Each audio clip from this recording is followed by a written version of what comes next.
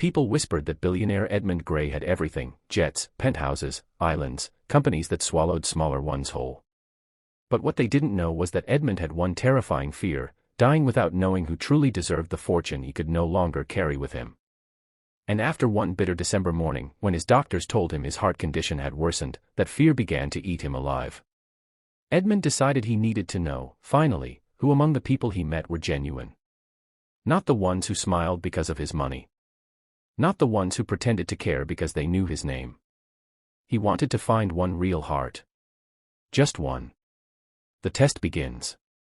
To do that, Edmund began visiting everyday places disguised as an ordinary elderly man: old coat, worn shoes, messy hair. On a cold Thursday evening, he entered Maple Street Diner, a small family-run place with flickering Christmas lights and the smell of buttery pancakes floating in the air.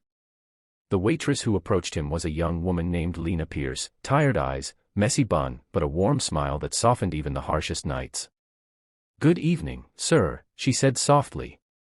"Take your time. You look like you've had a long day." Edmund didn't expect kindness. Certainly not from someone who worked double shifts. He ordered a simple bowl of soup. When he finished, he reached into his pocket and placed a $5 bill beneath the cup. $5. A tip that could feel insulting to some. He waited behind the door, pretending to adjust his coat, just to see her reaction. Lena approached the table, saw the bill, and paused. Her coworker laughed. $5. On a $10 meal. Wow, what a generous king. But Lena shook her head. "No, someone who tips even a little is trying," she said with a gentle tone. Maybe that's all he had. Still counts. You never know what someone's going through. Edmund froze. Nobody defended him like that, ever. A second test. He returned the next day. And the day after. Each day, he tipped only $5. Each time, she treated him like a human being, not a number on a receipt. But Edmund wanted to know more. Who was Lena, really? So one snowy night, when the diner was slow, he asked innocently, "Why do you work so hard? You're always here." She smiled, but her eyes watered. "My little brother is sick. Kidney disease. I'm saving for his treatment.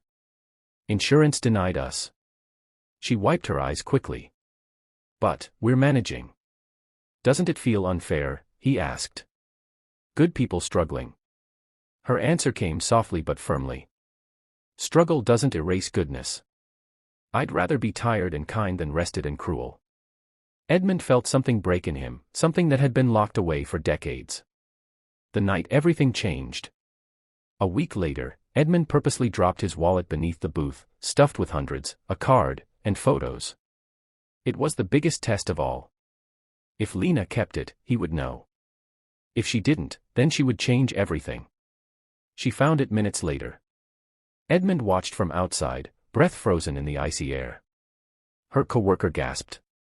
"You could finally pay your brother's medical bills. Nobody will know." Lena hugged the wallet to her chest for a moment, then shook her head. "It's not mine," she whispered. "If I take what isn't mine, how do I teach my brother to stay good even when life gets dark?"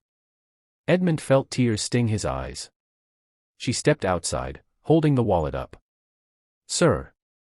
You dropped this." He let out a shaky breath and finally dropped the disguise. "Young lady," he said quietly, "I haven't dropped anything tonight. But you have made me pick up something I lost long ago." "What do you mean?" she asked, confused. He straightened his posture, voice suddenly steady and firm, his real voice.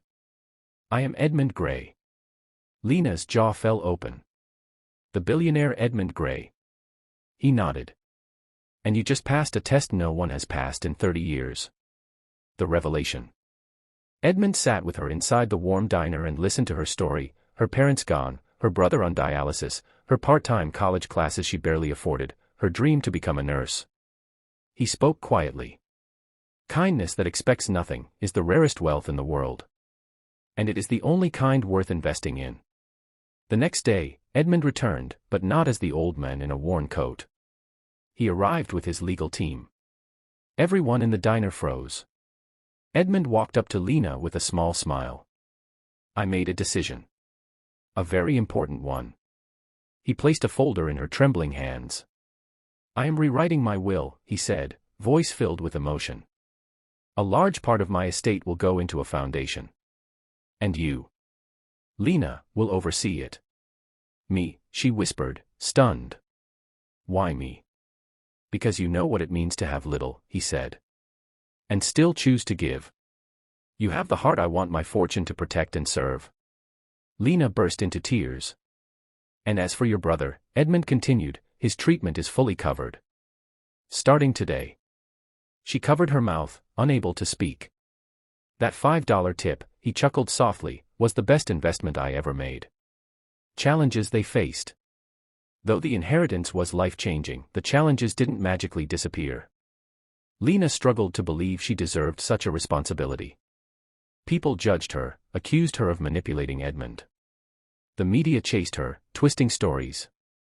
She had to learn how to manage millions ethically. Her brother's recovery took time, hope, and painful months. But Edmund guided her, teaching her, supporting her, reminding her. You do not rise by wealth. You rise by worth. Slowly, Lena grew confident. She funded medical programs, shelters, educational grants. She spoke for people who worked silently like she once did. She became the voice Edmund always wished someone had been for him. A legacy written in kindness. When Edmund passed peacefully a year later, Lena stood at his memorial, strong, steady, and hopeful. Her voice quivered as she said, "He didn't test my honesty. He revealed my strength. He didn't give me wealth. He gave me purpose. And I will spend the rest of my life making sure his kindness never dies." The audience wept. Because the truth was clear. A single $5 bill changed two lives, one searching for kindness, and one proving it still existed. Final inspiring message.